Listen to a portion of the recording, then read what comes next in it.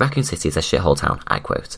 Much smaller this time round, Claire Redfield alongside her brother Chris are in the Raccoon City orphanage, they're kids. And it's our first time getting to see our characters as kids, so that's really fun.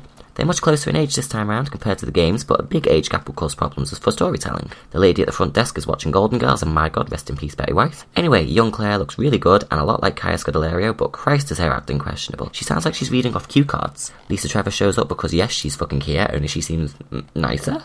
Less threatening?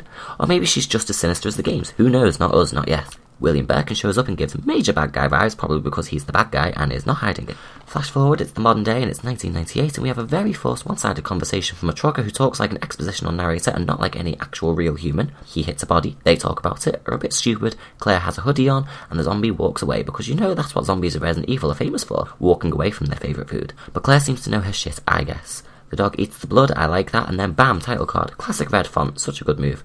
You know it's for the fans. We get exposition through on-screen text, which is fine because the music is good and creepy, and I'd rather this than listen to the truck driver tell me again. So here's Leon Stupid Kennedy, played by Avon Yogia, who I'll not lie is very dreamy, waking up hungover or drunk in a reference to the original backstory from the original game's guidebook, but not explicitly the game itself. Homework. Nice. Emmy's Diner makes a comeback as apparently the entire Raccoon police force are in here having breakfast. There's charm, there's camaraderie, and these people interact like real people and not a bunch of boring grunts devoid of personality outside of missions and outbreaks, which is nice to see. People used to always say they wanted to see shit like this, and now we're getting it. Jill makes a Jill sandwich joke and is full of personality, as she is a gun-crazy loose cannon adopting some of Barry Burton's personality traits, while Wesker is less sunglasses at night obvious bad guy and more of a likeable tough guy himbo, with real motivations and real height to him. Seriously, he's a whole man, you could climb him like a mountain. Leon is explained to be, well, stupid, which explains why he's in this shithole town. Of course, it's a shithole town. This kind of story can only be told in small, tiny, isolated shithole towns, so why wouldn't the rookie cop be, let's say, far from the best? The lady's eye bleeds in a genuinely creepy scene, followed by a dodgy CGI bird. Truck driver is a fake fan as he never says his dog's a maniac. Why'd he bite me? Chris's house tells us all sorts. He's into sports, he was groomed by Umbrella/William to be a perfect cop. Is he actually adopted or not? Because Chris Redfield becoming technically Sherry Birkin's adopted brother is not something I expected to see. Claire plays Ben's tape, and I don't know why, but Ben just gives me the creeps. We get a basic explanation of how the virus got out, and hey, it's better than some leeches impersonating an old man masquerading as a twink who sings opera from atop a mountain in the name of revenge, so props for that origin story. Sherry has a dream of a hunter, and Annette the brunette just seems like some lady and not her character from the games. The city's lights go out and then some backup power comes on and a creepy alarm plays throughout the city demonstrating Umbrella's control over the town. There's an itchy tasty moment and a genuinely cool moment of fan service if they didn't linger on it so much here, again, when she says it, and in every trailer of this movie. Hey, did you see that niche reference to a file in the game? Did you get it? You big brain gamer you know the thing, and we know you do. The kid's fucking weird and Claire gets her bike. Stars are dispatched after a fun scene of Chief Irons telling off Albert Wesker, who would have thought they'd ever see the day.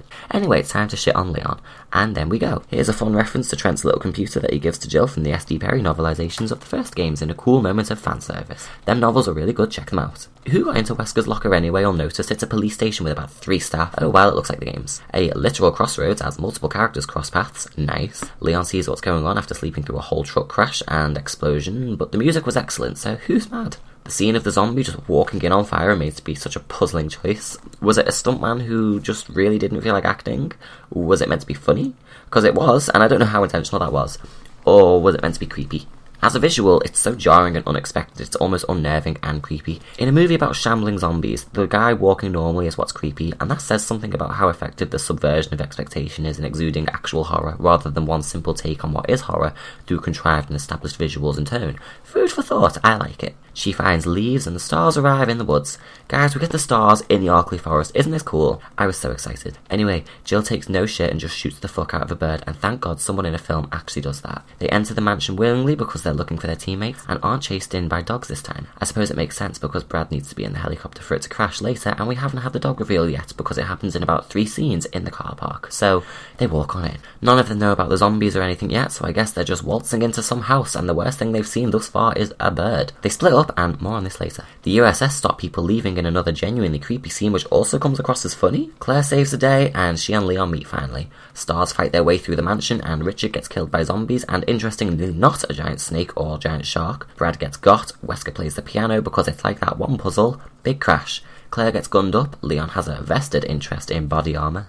Get it? They meet Ben, but he's rude and kind of dumb and now dead. But he did explain why some characters were immune. Jill finds Wesker out, so now he gets both a light version of his betrayal arc and also Barry's betrayal arc from the game. Only instead of being the big bad evil, he just wants to fuck his friends over to get money to get out of town. Fair play. They also react to a zombie for the first time, and we're over an hour into this movie and people are still only just now finding out they're zombies. This is the worst speedrun ever. Back to the orphanage, cool as fuck Liquor scene, cooler as fuck Lisa Trevor scene.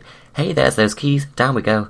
Bye Lisa, and fuck you I guess. Chris gets a shootout with some zombies, evoking the feeling of ammo management from the games in a genuinely tense and awesome scene that's then followed by a bit with a lighter that's kind of annoying. As if a zombie would know to walk around Chris. Claire's suspicions from her childhood are confirmed as they discover the kids are being experimented on, which in a town like this probably doesn't mean many good things. Wesker finds William, and Annette, and Sherry, and shoots 2 out of 3.